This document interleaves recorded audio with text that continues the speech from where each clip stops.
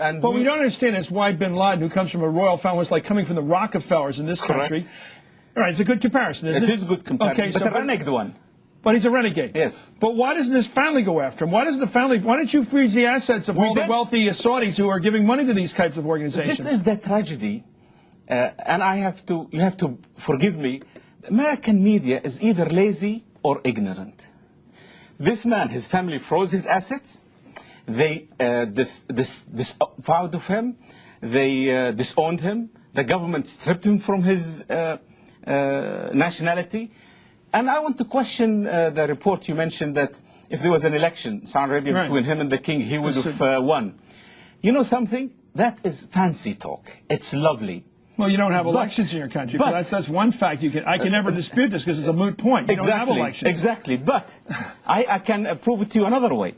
If Bin Laden had such a great followers in Saudi Arabia, he wouldn't be hiding in Afghanistan. He would be in Saudi Arabia leading his people. Remember when Khomeini came? How is it so easy for him to recruit young guys in their early 20s to go do his killing in this country if he's not popular? These guys went to their death just because he said, go to your death. You make it sound like out of 12 million Saudis, 3 million were following him. You're talking about a handful. That's number one. Number two. 3 handfuls, 15. Okay, 3 handfuls. Thank you. Second, you're talking about, how do you explain this guy Walker? He's an American living in San Francisco. Why would he follow? I can't speak for crazy people. Nobody has monopoly over crazies.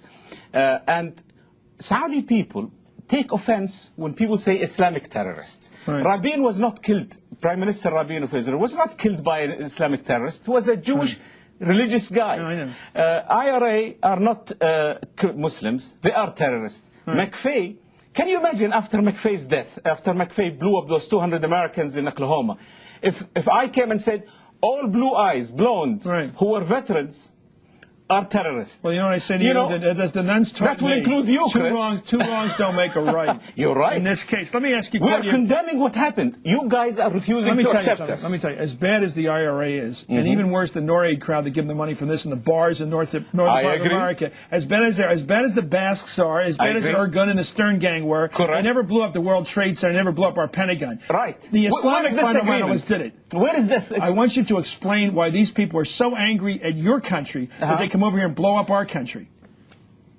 You are trying to make me now to be a doctor, to be a psychologist. I am not. Aren't you confounded? Aren't you, when you turned on TV that day and you saw that, and you found out that 15 of the 19 killers, the suicides, came from your country, what was your emotional reaction? I was shocked. I was hurt. Were you surprised?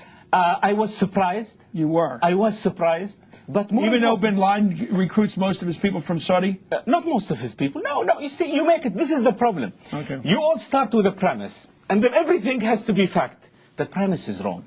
The truth of the matter is, we think is evil, Bin Laden. We think people who follow him are evil. We have pain for what happened in America. Because of what they believe or what they do? Because what they believe and what they did. Okay. Both.